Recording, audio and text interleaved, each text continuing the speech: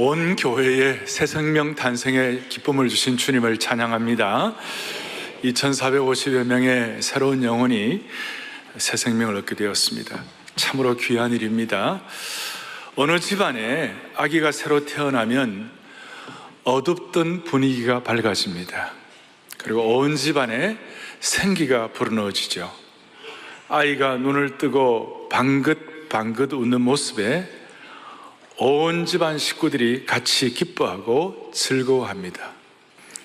이 새 생명의 기쁨을 여러분들 결코 빼앗기지 않는 은혜가 있기를 바라는 것입니다. 새 생명의 탄생의 기쁨은 무엇과도 바꿀 수 없는 것입니다.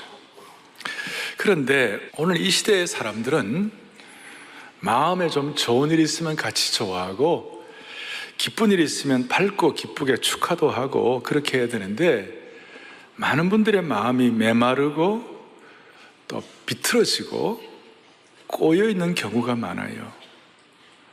마치 에스겔 37장의 마른 뼈들처럼 그렇게 되었어요. 본래 한국 사람들은 정도 많고 순박하고 참 소박하고 그런데 지금은 사람들의 마음이 많이 사나워지고 극단적이 되고 어떻게 되면 모두가 화가 나 있고 그렇습니다. 쓴뿌리가 있고 상처가 있다는 것입니다. 왜 그럴까? 왜 그럴까? 왜 사람들의 마음이 이렇게 메마르고 삐뚤어지고 꼬였을까? 왜 그럴까? 왜 그럴까? 여러 원인이 있겠지만 제가 오늘 말씀을 준비하면서 제게 묵상되어진 것은 사람들이 진짜 아름다움을 보지 못해서 그렇구나. 참 아름다움을 보면 그렇지 않을 텐데, 높은 수준의 거룩하고 아름다운 것을 보면 사람들이 덜 사나워지고 자기 마음을 지킬 수가 있을 터인데, 여러분, 좋은 뉴스를 듣고 좋은 작품을 보면 또 좋은 음악을 들으면 마음이 좋아지죠. 근데 우리는 전문적인 무슨 미술가도 아니고 전문적인 음악가도 아니기 때문에 저는 일반 성도들의 마음이 아름답게 단장되고 아름다움을 지키는 것이 뭘까? 그 중에 하나가 주일날 저는 여러분들이 부르는 찬양이라고 생각합니다. 교회 오래 신앙생활하는 분들 가운데 자기도 모르게 그냥 이 예배에 찬양하는 시간을 단지 말씀 듣고 기도하는, 그리고 또 예배의 절차 가운데 하나로 생각하는 분들이 많아요. 그런데 매주일마다 우리가 부르는 이 찬양은 내 마음을 높이 고양시키는, 아름다움의 수준을 올려드리는 그런 은혜라고 믿는 것이에요. 오늘도 회중 찬송하면서 주 앞에 나올 때 우리의 마음이 기쁘고 그 말씀 힘되어 새 희망이 솟아오른다. 고난도 슬픔도 이기게 하시고 영원에 잇대어 살아가게 하여 주옵소서. 참 이게 마음이 기뻐지는 것이에요. 마음이 기뻐지는 것이에요. 마음이 아름다워지면 우리의 마음에 더러운 것들을 씻어낼 수 있는 것이에요. 아름다운 좋은 자연의 물이 더럽고 오염된 것을 씻어내는 것처럼. 그래서 우리는 매주일마다 우리 주님은 아름다우신 분이시고 그 주님의 형상을 닮은 사람들도 아름다워지기 때문에 우리 주일마다 아름다움을 경험하고 가시는 축복이 있기를 바랍니다. 그런데 오늘 제가 첫 번째 질문이 이거예요. 아름다움의 최고봉이 뭘까? 무엇이 가장 아름다울까? 아름다움의 최고의 봉우리가 뭘까? 우리가 찬양할 때 아름다우신 주 얼굴 바라네. 물론 주님이 가장 아름다우신데 그 아름다우신 주님이 주시는 것이 오늘 정말 아름답다는 것이에요. 그게 뭐냐면 오늘 13절 뒤에 보니까 오늘 요절인데, 하물며 너희 하늘 아버지께서 구하는 자에게 뭘 주시지 않냐고요? 성령을 주시지 않겠는가? 이 아름다우신 주님이 주시는 이 성령이야말로 아름다움의 최고봉이다. 할렐루야. 그러니까 이 성령을 선물로 받고 성령으로 충만해지고 성령으로 지배를 받으면 우리가 너무나 아름다워지고 비틀어지고 메마르고 꼬인 것들이 회복될 줄로 믿습니다.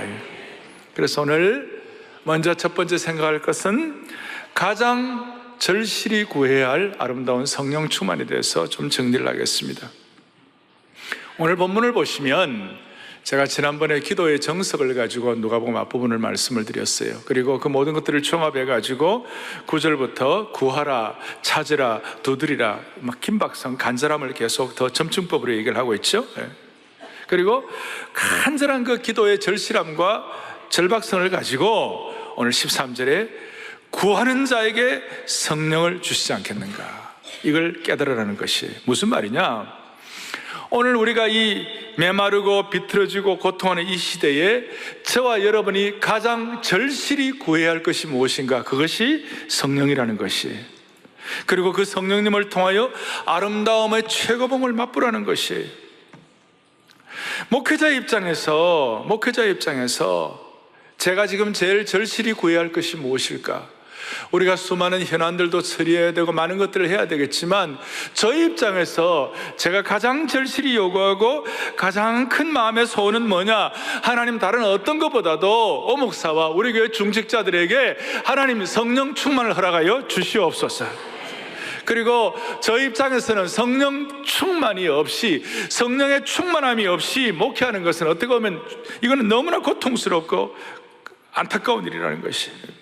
그러니 오늘 구하는 자에게 주시는 이 성령의 충만이 아름다움인데, 이 성령 충만을 가장 절실하게, 가장 우선순위로 두고 구하라는 것이에요. 예를 들어 심근경색에 일어나가지고 심장마비 걸리기 직전에 심장이 안 뛰는 사람에게, 또 어떻게 운동하다가 다리뼈가 부러지고 혹은 탈골이 되고 골절이 된 분들에게 무엇이 가장 소중하겠어요? 집안이 형편도 좋아야 되고 형제들도 화목해야 되고 또 좋은 차도 사야 되고 이런 것들도 있겠지만, 그러나 이것들은 다 부차적인 것이에요. 심장마비 돼가지고 지금 거의 죽어가는 사람에게 제일 필요한 것은 심장이 다시 뛰는 것이에요. 다리가 부러져서 다리를 움직이지 못하는 사람들의 가장 절실한 것은 뭐냐? 부러진 다리가 다시 회복되는 것이에요. 마찬가지로 저와 여러분, 우리 온 교회에 가장 지금 절실하게 요구되는 것이 있다면, 주여 다시 한번 사랑의 교회와 목회자와 모두에게 성령 체험하게 하여 주시옵소서. 성령 충만하게 하여 주옵소서. 우리에게 지금 사람들과의 관계, 좋은 집, 자녀 교육 다 필요하지만 오늘 이 시간 우리에게 절실한 것이 성령 충만하게 하여 주시옵소서. 우리에게 시체와 같은 죽은 삶이 아니라 생명력 있는 삶을 살기 위하여 우리는 정말 성령 충만을 사모해야 되는데, 성령 충만을 사모해야 하는 이유가 뭘까? 그 이유가 뭘까? 요한복음 6장 63절이 대답이 될 수가 있어요. 같이 보겠습니다. 살리는 것은 영이니 육은, 우리가 성령을 구하고 성령 충만을 신앙의 최우선 순위에 두어야 하는 것은 죽은 것을 살리고 메마른 가지에 다시 생기가 돋고 꽃을 피우게 하는 것이 성령님이기 때문에 그렇다, 이 말이에요. 그러니까 한마디로 생명력 있는 삶을 살기 위해 저와 여러분들이 메마르고 죽어있는 그런 신앙생활이 아니라, 그냥 겨우겨우 억지로 신앙생활이 아니라 생명력 있는 신앙생활을 하기 위하여 성령 충만하게 하여 주십시오. 두 번째로는 우리가 성령 충만을 우선순위로 구해야 하는 이유는 뭐냐면, 저와 여러분의 몸이 성령의 전이기 때문에 그렇다는 사실을 믿으셔야 되는 거예요. 고전 6장 19절에 뭐라고 나와 있느냐? 이렇게 나와 있어요. 우리가 하나님의 성령의 전인 줄 너희가 알지 못하느냐? 우리의 몸이 성령의 전이라는 말은 우리의 몸이 성령으로만 제대로 작동하고 기능한다는 걸 의미하는 것입니다. 특별히 구원받은 그리스도인들은. 휘발유 자동차는 휘발유로만 작동하게 되어 있습니다. 아무리 수억의 대단한 고급 자동차라더라도, 롤스로이스 같은 걸 할지라도 휘발유가 없으면 한 걸음도 나가지 못하는 고철 덩어리에 불과한 것이. 그리고 또 휘발유 말고 다른 건 넣어도 안 돼요. 휘발유 자동차는 휘발유를 넣어야지, 그게 디젤을 넣으면 차가 망가지는 것입니다. 겉으로 비슷해 보여도 다른 것입니다. 아무리 대단하고 황홀할 정도의 감탄스러운 기능이 있는 아주 최첨단 전자제품이라 하더라도 전기가 들어가지 않으면 1초도 작동을 못하는 것이에요. 그러므로 성령의 전인 우리의 몸은 우리 속에 성령의 충만과 임재가 있을 때에 비로소 하나님이 의도하시는 기능과 역할과 사명을 다할 수가 있는 것입니다. 자, 이런 말씀드리면 나는 그거 그렇게 쉽게 동의할 수 없어, 이렇게 여러분들이 동의가 안 되더라도 할 수 없어요. 우리가 태생적으로 그렇게 되어 있어요. 예수 믿는 사람들은 성령 충만하지 않고서는, 성령이 없이는 우리는 살아갈 수가 없는 존재인 줄 믿으셔야 되는 것이에요. 그리고 성령의 간절함과 성령의 능력과 성령의 기름 부으심이 우리의 미천인데, 이걸 위하여 오늘 특별히 11장 13절 오늘 이 본문은 아주 우리가 유념해야 하고 관심을 가지고 집중해야 할 본문이라고 말할 수 있습니다. 왜냐하면 세계 교회가 다시 한번 부흥하고 새로워질 때 누가복음 11장 13절에 이 부분이 재해석되었어요. 전에는 그냥 기도하고, 그냥 우리가 기도하고 하나님이 주시는 기도의 응답이다, 이 정도로 생각했는데, 오늘은 그 정도가 아니라 누가복음 11장 13절은 거기 뒤에 다시 한번 보시면, 하물며 너희 하늘 아버지께서 구하는 자에게 성령을 주시지 않겠는가.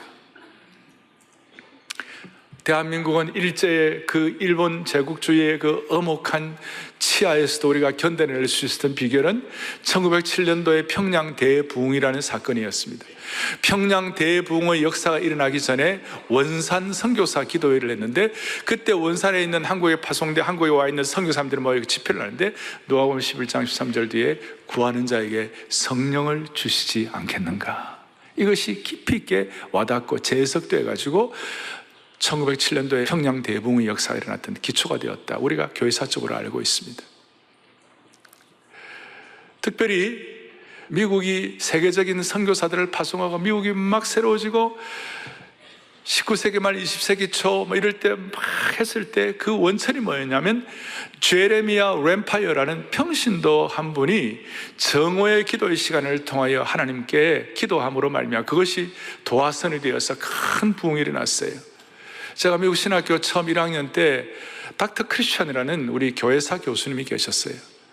그분이 저한테, 브라더로 오영재, 당신이 한국 가거든 미국의 대각성이 일어나게 된 원인 중에 하나가 제레미야 램파이어라고, 한국 분들은 되게 잘 몰라요. 모르는데 당신이 사명을 갖고 그분이 누가복음 11장 13절의 은혜를 받고 같이 기도함으로 말미암아 구해서 얻는 성령의 능력을 삼으로 말미암아 미국의 대각성이 일어난 것처럼 한국 교회에 제레미야 램파이어를 소개해달라.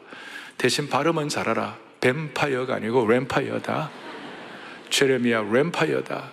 제가 그 사명을 가졌어요. 그래서 그 제레미야 램파이어의 정오의 기도 운동을 통하여 나중에 헤이스팅 무브먼트, 건초더미 운동이 시작이 되고, 수많은 SVM이라고 해서 스튜던트 발런티어 무브먼트라고 그래가지고 학생 자원 선교 운동이 벌어짐으로 말미암아 미국의 많은 선교사들이 전 세계에 가가지고 참 힘든 곳에서 섬기고, 이런 역사가 일어나게 된 것입니다. 오늘 누가복음 11장 13절의 이 내용이 한때의 어떤 원산, 평양, 미국, 또 혹은 여러분 그 17세기 할레 대학을 중심으로 한 경건주의 운동, 진젠데르프 백작, 모라비안 운동, 그때 선교에 강력한 힘이 발휘되었을 때도 누가복음 11장 13절이 재해석되었어요. 그런 것처럼 오늘 이 시간에 제가 여러분들에게 이 말씀을 다시 한번 정리하고 재해석하고 할 때에 여러분 이 자리에서 저와 모두가 다 성령 체험하고 돌아갈 수 있기를 바라는 것이에요. 그래서 첫 번째는 긴급하게 구해야 할 성령 충만에 대한 내용을 말씀을 드렸고, 두 번째로는 뭐냐면 우리가 아빠, 아버지라고 부르는 사람들이 얻는 성령 충만에 대해서 말씀을 드리겠습니다. 이 13절의 말씀을 우리가 앞에 놓고, 하물며 너희 하늘아버지께서 구하는 자에게 성령을 주시지 않겠는가 그랬을 때에 제가 질문을 합니다. 이 질문은 예수 믿지 않는 사람들에게 주시는 말씀입니까? 아니면 이미 예수 믿는 사람들을 위하여 주시는 말씀입니까? 그렇죠? 이것은 예수 믿지 않는 사람들을 위하여 주시는 말씀이라기보다는 이미 예수 믿는 사람들을 위하여 더 강력하고 간절하게 집중적으로 주시는 말씀인 줄 믿으셔야 되는 것이에요.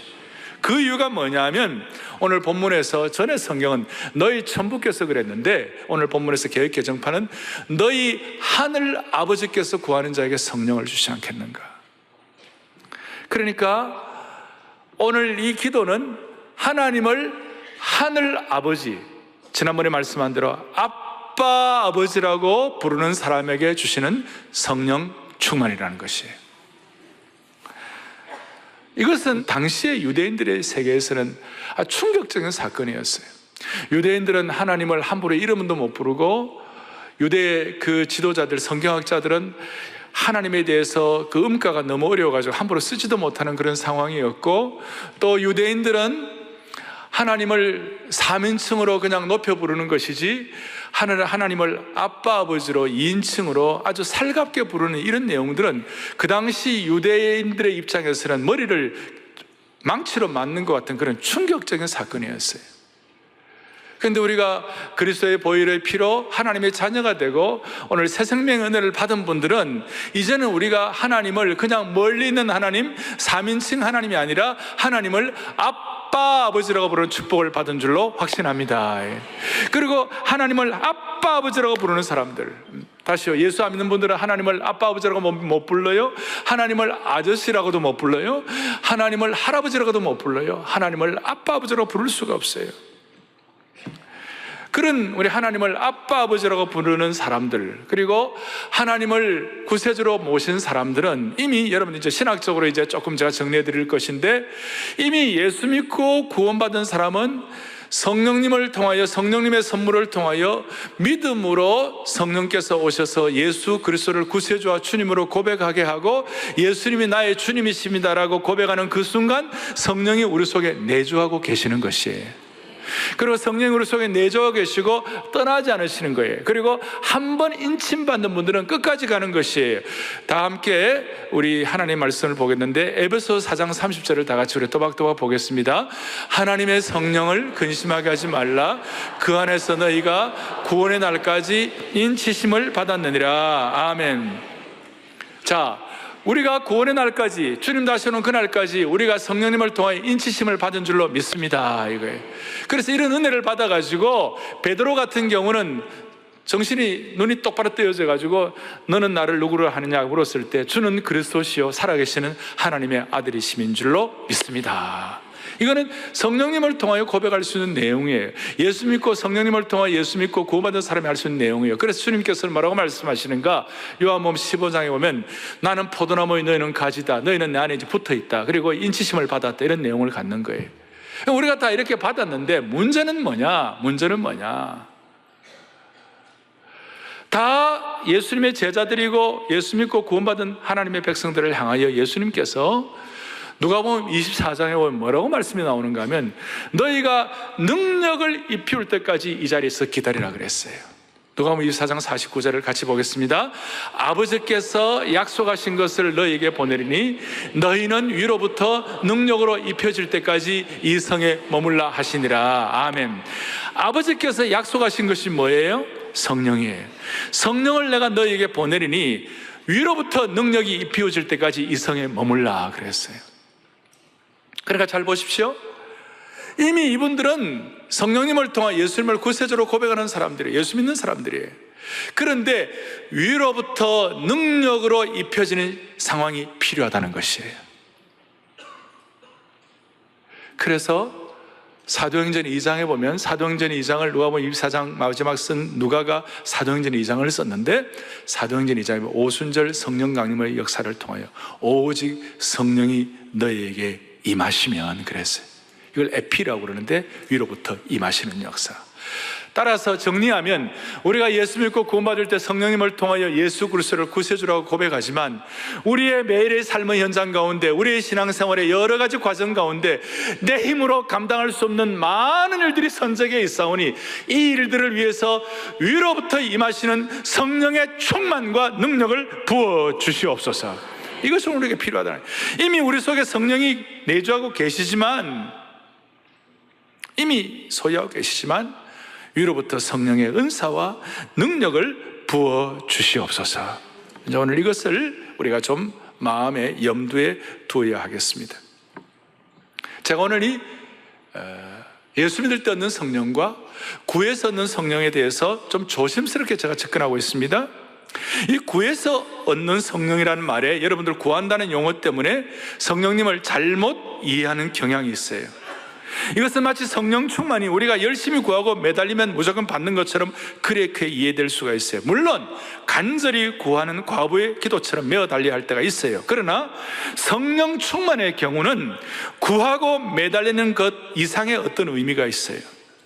성령 충만해서 구하고 매달린다는 것은 오히려 저와 여러분의 자신의 의지를 철저히 내려놓아야 한다는 뜻이에요. 그러니까 성령 충만을 위하여 구한다는 것은 주여 성령의 지배를 받게 하여 주옵소서, 이것이 키라는 것이에요. 성령의 지배를 받게 해 주십시오. 예를 들어 물에 빠진, 헤엄치지 못하는 물에 빠진 사람이 물에 빠져 죽기 직전에 누가 그걸 구하려고 그럴 때 그 물에 빠진 사람이 막 자기 살아나 보려고 아등바등 자기를 구하려는 사람들의 몸을 붙잡고 이러면 어떻게 잘 이렇게 구할 수가 없잖아요. 힘을 좀 빼고 난 다음에 그 사람이 아무것도 못하고 가만히 있고 이랬을 때 그 사람을 끌고 나올 수가 있는 거 아니겠어요? 마찬가지예요. 우리가 아직 포기하지 않고 있으면, 우리가 아직 포기하지 않는 것이 많이 있다면 성령의 도우심을 받기가 쉽지 않다는 거예요. 그러니까 성령의 충만을 위해서는 먼저 우리 자신의 의지를 버려야 한다는 것이, 물에 빠져 탈진한 사람이 자기 힘으로 할 수 없다는 것을 깨달을 때 도움을 받을 수 있듯이 우리도 우리의 의지에 힘 빼기 작업이 필요한 줄로 믿습니다. 그럴 때 성령의 도우심을 받는 거예요. 그러니까 우리의 몸에 힘 빼기 작업, 그 다음에 제가 자주 말씀드린 자아실현이 아니라 자기를 부인하는 역사, 성령의 지배를 받는 그 순간 성령께서 우리를 충만케 해주시는 것이에요. 그래서 성령 충만의 첫 번째 이슈는 지배의 문제. 자주 제가 말씀드리는 것처럼 그냥 적당히가 아니라 주여 우리를 100% 지배하여 주시옵소서. 따라서 오늘 저는 당신은 성령 충만한가, 혹은 왜 성령 충만하지 못한가 라고 묻기 전에 당신은 어떤 상황에서도 성령의 지배를 받을 준비가 되어 있는가, 성령 충만과 자신을 하나님께 철저히 굴복시키는 것은 동전의 양면과 같다는 것이에요. 따라서 사랑의 교회 모든 성도들은, 이 예배를 드리는 주의 백성들은, 저와 우리 모든 신실한 주의 종들은 주여 성령 충만을 위하여 성령의 지배를 받게 하여 주옵소서. 성령의 지배를 받게 하여 주옵소서. 우리의 질문은 성령 충만하게 하여 주옵소서에서 한 걸음 더 올라가 가지고 주여 성령께서 우리를 지배하게 하여 주시옵시고 성령께서 우리를 소유하게 하여 주옵소서, 일부분이 아니라 온전히 우리를 소유하게 하여 주시옵소서. 그리고 이런 지배와 이런 성령의 통제와 성령의 충만은 우리가 평안하고 모든 것이 잘 될 때 받기보다는, 우리가 정말 어떨 때 참 모든 것들이 쉽지 않고 어려움도 있고 이렇게 있을 때 우리가 그걸 가지고 간절히 나아갈 때 성령께서 우리를 지배하시고 충만케 하여 주시는 줄 믿으셔야 되는 것이, 제가 여러분들이 이 말씀이 실제적으로 와 닿도록 제가 좀 일례로 오늘 한 분의 얘기를 해드리도록 하겠습니다. 어떻게 보면 이 내용은 이분의 고백일 뿐만 아니라 수많은 신실한 종들의 고백이요, 저의 고백이라고도 말할 수 있습니다. 여러분 혹시 오스왈드 챔버스라고 그 신실한 주의 종의 이름을 아는지 모르겠어요. 오스왈드 챔버스라는 분은 주님은 나의 최고봉이라는 책을 쓴 분이에요. My Utmost for His Highest라는 책인데, 이 책을 비롯하여 수많은 신앙 서적을 남겨가지고 우리에게 선한 영향을 끼치신 분이에요. 주님은 나의 최고봉이라는 이 책은 미국 기독교의 설문지에서 100년 후에도 그리스도인의 책꽂이에 꽂혀 있을 책 1위를 차지했어요. 1위를. 전 세계 기독교 고전과 같은 책을 집필했던 이 목사님이에요. 그런데 이분도 한때는 신앙생활 하는 가운데 일상에서 자주 메마르고 자신이 멍청해지고 패배하고 스스로에 대해서 환멸을 느끼고 절망과 악무가 패배감으로 이어진 시기가 있었다는 것입니다. 제가 이런 말씀을 더 구체적으로 안 드려도 여러분들도 어느 정도 이해가 될 거예요. 우리가 주님을 섬기지만 말씀을 공부하고 제자 훈련을 하고 또 나름 성경 지식도 있고 은혜도 다 아는데 뭔가 해결되지 않는 설명할 수 없는 갈급함을 느낄 때가 있을 거예요. 사역자들도 비슷해요.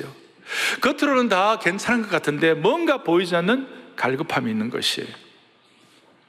저희 교회 중직자들은 중직자대로, 주일학교 교사 순자님들, 말씀을 가지고 영혼을 섬기는 모든 분들 겉으로 아름답게 사역하지만 뭔가 말할 수 없는 무력감이 있고 채워지지 않는 부분을 경험할 때가 있지 않겠어요?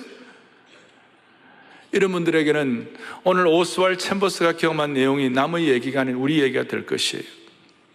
이 오스왈 챔버스 목사님은 100여 년 전에 찰스 하돈 스폴존 목사님의 설교를 듣고 회심을 했어요.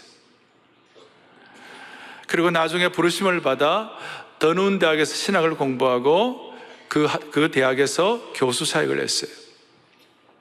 그러나 영적으로 답답하고 절망 가운데 있었어요. 그 답답할 때에 당대 최고의 성령 충만한 신학자요, 목회자요, 설교가였던 F.B. 마이어라는 분이 있어요. 제가 한 번씩 인용해서 말씀드릴 때가 있었어요. F.B. 마이어라는 분이에요. 마이어예요. 이분이 더눈 대학에 와서 초청받아가지고 말씀 집회를 인도했어요. 그리고 F.B. 마이어가 그 와가지고 말씀을 전할 때에 말씀 전한 본문이 오늘 누가복음 11장 13절이었어요. 그 설교를 들은 이 챔버스는 자신이 그리스도인이었지만 계속 패배하는 삶을 살았다는 것을 깨닫게 되었습니다.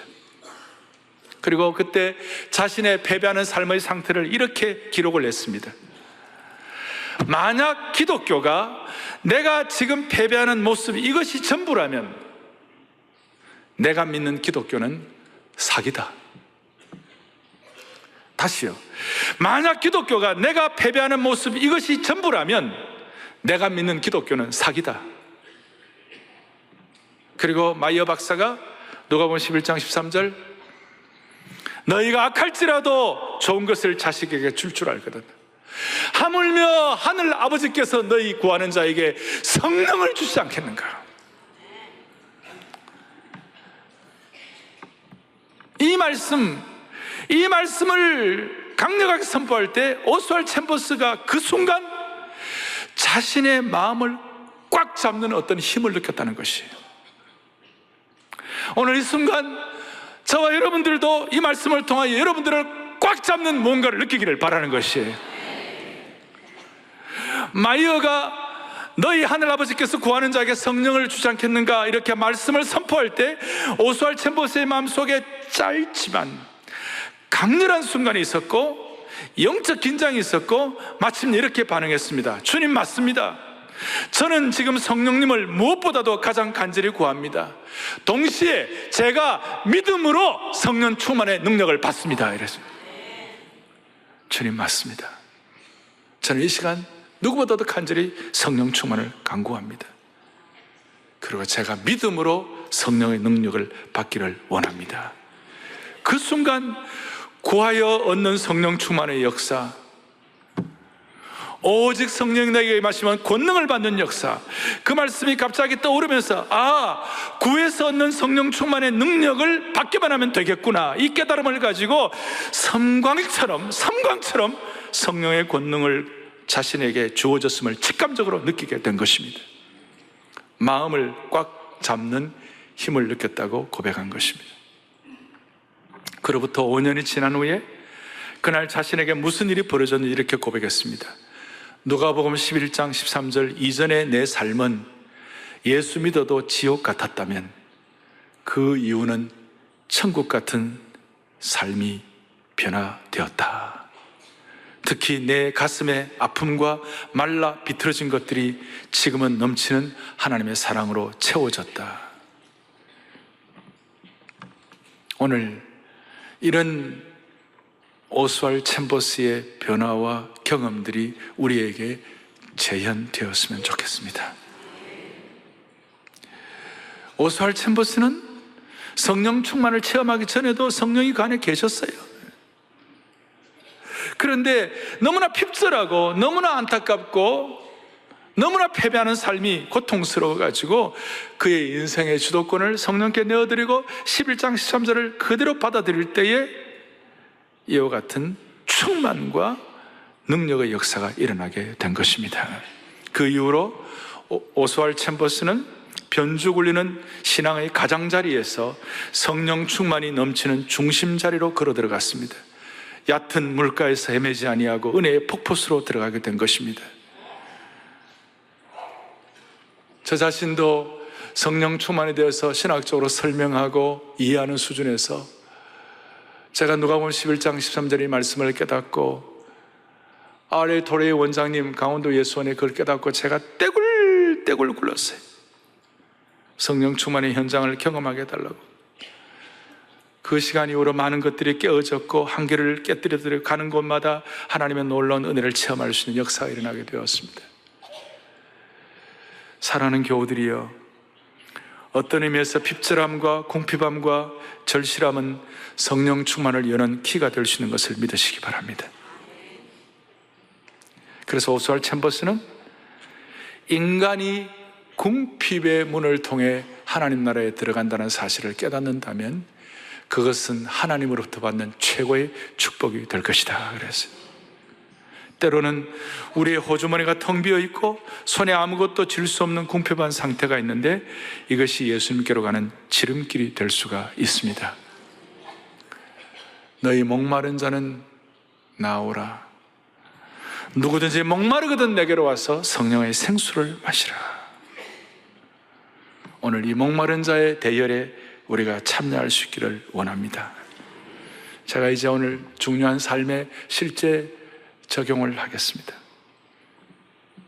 이 성령 충만이 저와 여러분의 신앙생활에 대해서 어떻게 접목이 되는 것입니까? 우리 모두의 핍절함과 당황스러움과 힘든 걸 어떻게 해결할 수 있습니까?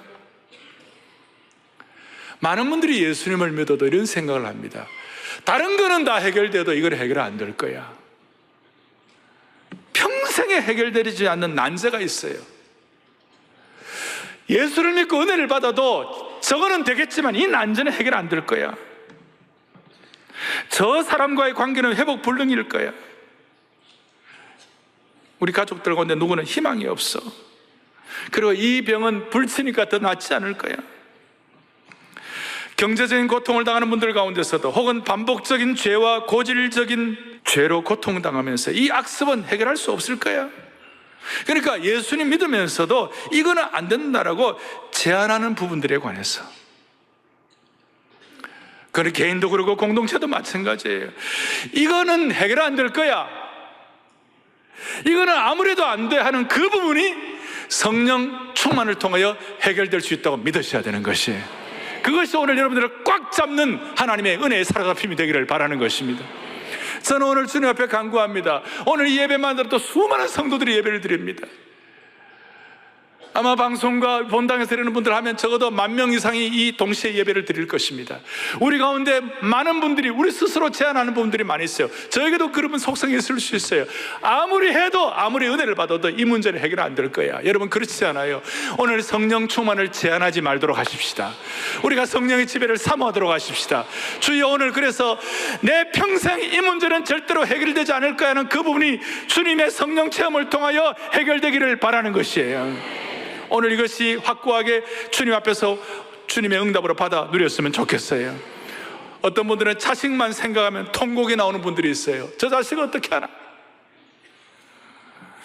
내 삶의 한숨과 통곡의 현장에서 이 말씀이 힘있게 외쳐지게 해달라고 우리가 기도해야 될 것이에요.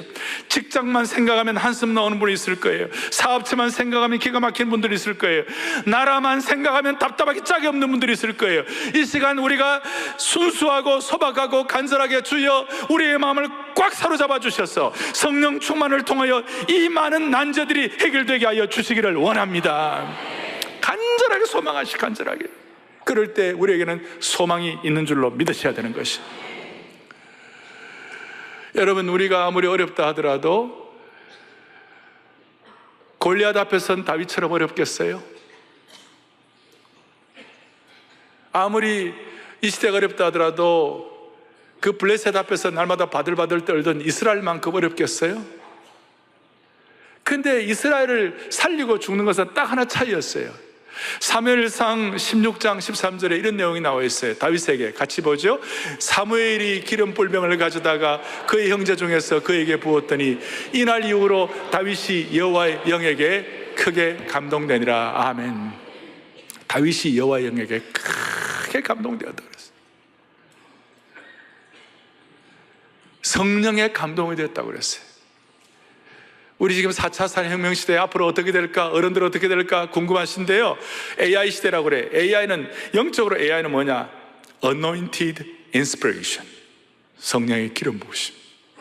우리는 AI 그러면 인공지능이 아니라 성령의 기름 부으심인 줄 믿으셔야 되는 것이에요. 이거 하나 차이가 다윗을 다윗되게 한 것이고, 바로 이어서 14절에 보면 뭐라고 나와 있느냐? 여호와의 영이 사울에게서 떠나가고 여호와께서 부르시는 악령이 그를 번뇌하게 한지라. 딱 하나 차이예요.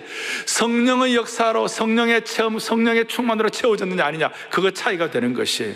오늘 우리 모두에게는 성령님을 통한 초자연적인 삶을 어떻게 해도 해결이 안 된다는 그 부분들이 해결될 수 있는 축복을 주시기를 바랍니다. 그럴 때 결과가 뭐냐? 광야 생활 같은 말라 비틀어진 인생이 하나님의 영으로 말미암아 아름다운 숲으로 변화되게 될 것입니다. 제 말씀이 아니라 이사야 32장 15절 읽다가 제 가슴이 뭉클했어요. 다 같이 또박또박 소망하면서 읽겠습니다. 같이 보겠습니다. 마침내 위에서부터 영을 우리에게 부어주시리니 광야가 아름다운 밭이 되며 아름다운 밭을 숲으로 여기게 되리라. 아멘. 마침내 위에서부터 영을 우리에게 부어주시니 성령 충만입니다. 에피의 역사, 위에서부터 부어주신 역사입니다. 능력으로 입히는 역사입니다. 충만의 역사입니다. 이 은혜가 있게 되면 광야가 뭐가 된다고요? 아름다운 밭이 되고 아름다운 밭을 숲으로 여기게 되리라. 할렐루야. 우리 온 성도들의 인생 메마르고 비틀어지고 꼬이고 고통스러운 모든 부분들이 아름다운 밭, 아름다운 숲으로 바꿔지기를 원합니다.